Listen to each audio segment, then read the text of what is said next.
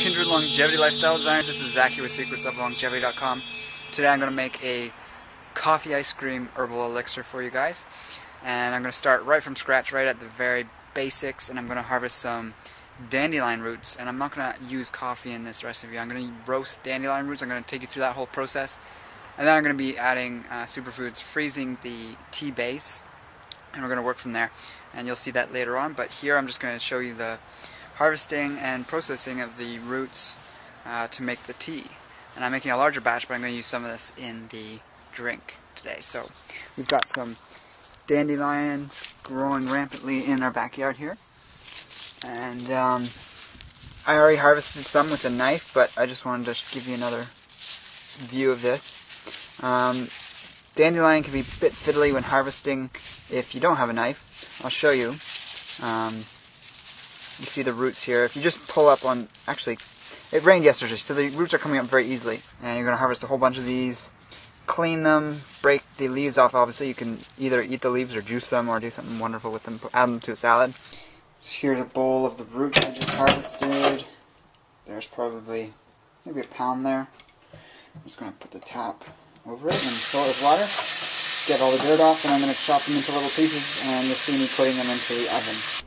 So as you see here, I've chopped all the dandelion roots up quite coarsely. You know, they're not super fine, but they're, you know, the size of the thicker roots are about that thick, if you can see that. And it's not too specific. I mean, when you roast something, it's going to get, even if it's that small, it's going to get cooked all the way through. You know, shouldn't be concerned about keeping it raw because you're going to be making it into a tea anyways. So roasting it, you're getting just as many of the phytochemicals in the roots once you boil it, once it's already roasted. And you're not going to be consuming the starches, etc. because you're just going to be making a decoction out of the roots. So you're not concerned about proteins, fats, carbohydrates. So we're going to put this in the oven. And like I said, keep an eye on it. Maybe stir it every 15 minutes or so. And it should take between 1 and 2 hours, depending on how crispy you want it or how roasted. And the roasting is what's going to definitely give it that coffee flavor.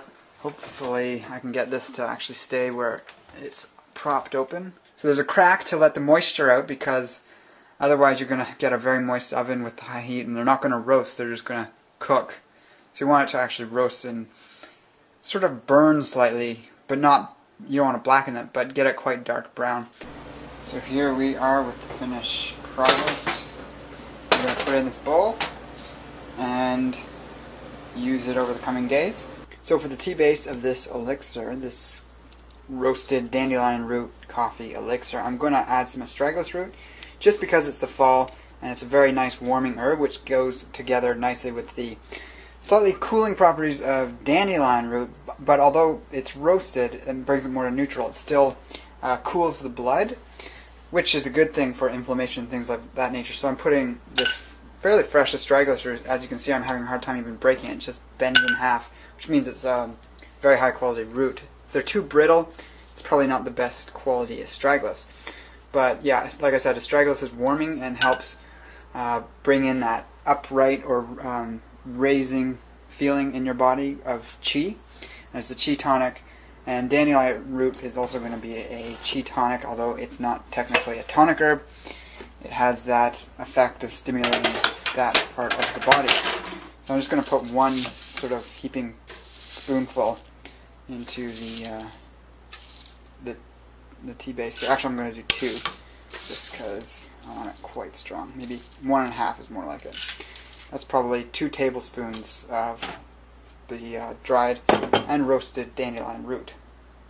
And then of course we're just going to add water, about 3/4 of a pot, and then put it on high to boil and then turn it down and let it simmer for approximately 20 minutes, maybe even up to half an hour.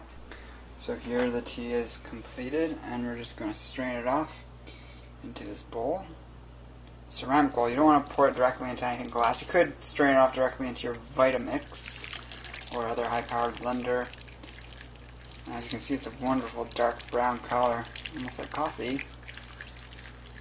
It's going to form the base of our drink that we're going to make.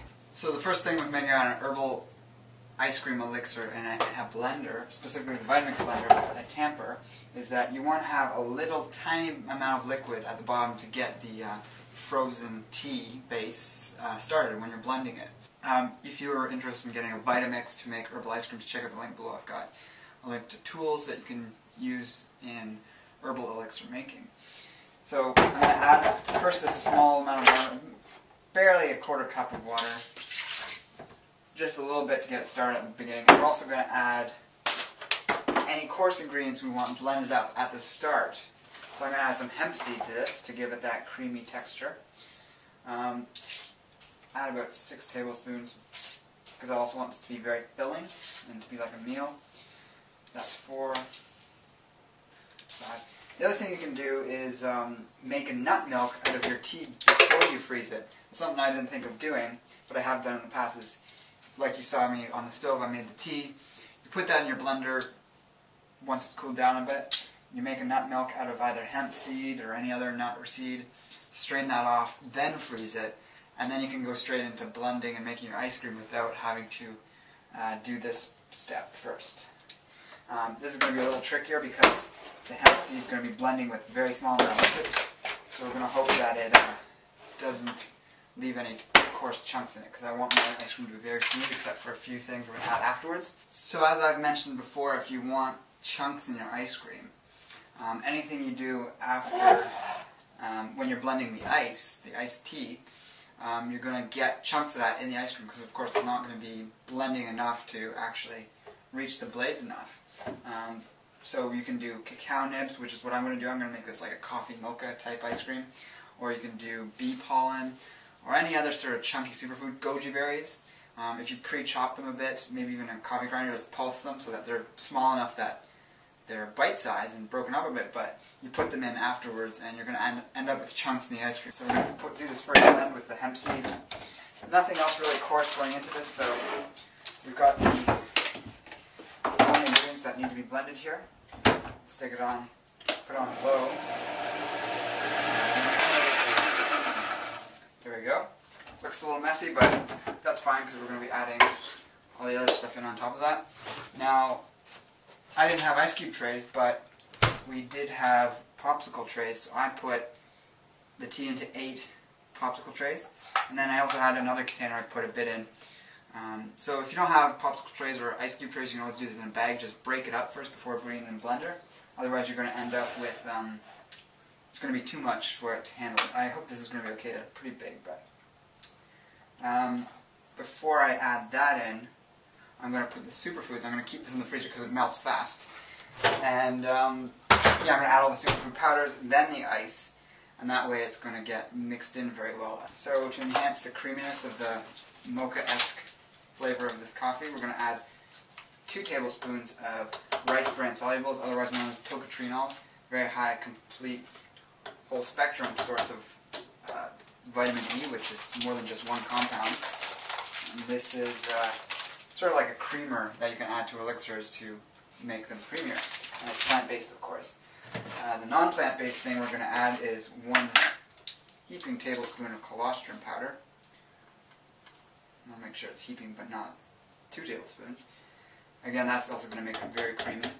Something I've been very excited about, and you've just seen me post a recent video explaining this. Of course, I also have an article, if you haven't read it yet, you can check out below, that explains plenty about colostrum's benefits.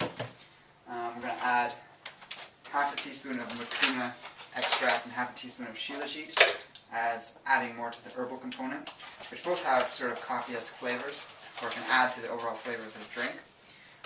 Being very cautious about what we do add in terms of making a nice synergy of flavors. We don't want to make it too insane. We don't add any sort of fruity flavors or spicy flavors. It's very much staying along that chocolate coffee flavor. The shilajit has a coffee-like flavor when mixed with all these things, and actually enhances and brings out the coffee essence of these things. And something I've been enjoying for many months now, and I'd highly suggest checking the links below to grab yourself a bag of either the shilajit or mucuna. You can actually get a great extract from Brandon Damon's website now, Hyperion Herbs, and I've got a link below to that. And although this isn't his, it's still a great brand. and I think his is actually the best. I'll be featuring that in future videos. I'm just finishing off this bag from before. We're going to add a dash of kelp powder, just to get some iodine. Also some vanilla powder, which makes this whole drink incredibly sexy, very floral. It's still dark, exotic, and quite rich, and along the lines of that coffee mocha flavor. I think we'll just go with one. I'm not interested in going over the top with the flavor of chocolate, just enough to give it that cacao edge. We're going to add a tablespoon of nibs on top of the ice because we want to really minimize how much that gets broken up because it's already quite coarse. And also I'm going to sweeten with maple syrup. Some haven't been working with too much, but I'm starting to incorporate it back in. I have a long history with maple syrup. I grew up collecting maple sap with my father, and we used to boil it down, my brother as well. It was a wonderful family tradition. So this brings back memories of those days. It's been a while since I've tried maple syrup. Just, yeah, it floods back the memories of pancakes and maple syrup on top. And although it is a cooked product, you know, you're using a very small amount of it. It hasn't been damaged really because it's just had the water evaporated off. It's not high in anything that's necessarily damaged by heat. It's got sugars which stay stable. You're not caramelizing them. It's a low, slow boil and simmer to the point where it's reduced to being a very strong, sugary liquid. And what I like about maple syrup actually is that it's high in sucrose and very low in fructose. So it's more ideal for long-term use because it's not contributing to the low-grade sort of inflammation that's caused by the advanced glycation end products that fructose causes at a 7 times faster rate than sucrose when it's, glucose when it's circulating in our blood. So that's why I like it over honey at the moment. Although I still use both, I'm just sort of gravitating more to this at the moment. So I'm not quite done yet. I'm still have to add the ice, of course. And we're going to add the iced tea in these larger chunks. Hopefully it's not going to be too much for the handicapped tamper. Now this one block, I really should break this up. There's a little bit of juice we're going to add. It's still very cold. Last but not least, we're going to add a few drops of cardamom essential oil. It's an amazing oil I've been working with adding to my drinks. It's so fragrant, and it goes along with that flavor we're looking for. It's a really amazing flavor. Some I actually just forgot. I just saw it in the car there. I'm going to add a tablespoon of mesquite powder. It's got that smoky flavor that goes along with this whole drink. And then finally we're going to add that 1 tablespoon of nibs to add in as this coarse granular texture that's going to be throughout the ice cream. So we add the lid back on. Might have to add some stevia to sweeten it up. Might as well add that now. I know it's not going to be sweet enough because I didn't want to overdo the maple syrup. So a little dash of stevia as well. Put that lid on. And you've seen me do this before, but this is a very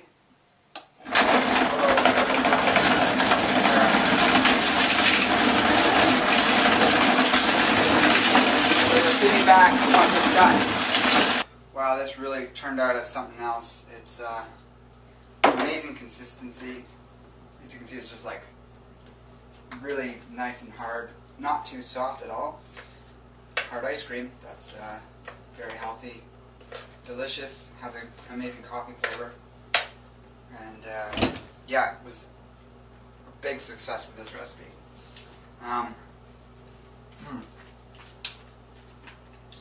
I had to take that big chunk out. I was not blending at all, of course. Took it out, put it in a Ziploc bag, and smashed it on a rock outside. Added it back in and blended it fine.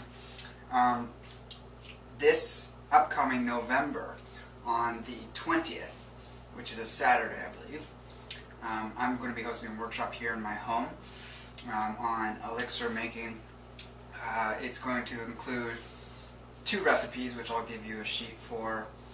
We're going to have samples, of course, of each drink that's made. One of them is going to be an ice cream like this, not exactly the same recipe, but I'm going to be incorporating the roasted dandelion root in one of the recipes. And yeah, come join me if you live in the area. I've got information below at the events page on my website. It's going to be an amazing 2.5-hour workshop. I'm going to cover some of the other aspects of herbalism and incorporating that into drinks, looking at the Chinese tonic herb 3 treasure system. And yeah, it's going to be a great way to spend a Saturday afternoon, so come on out if you're in the area, and hope to see you there. And with that being said, try this recipe out, let me know what you think, and embrace life without limits.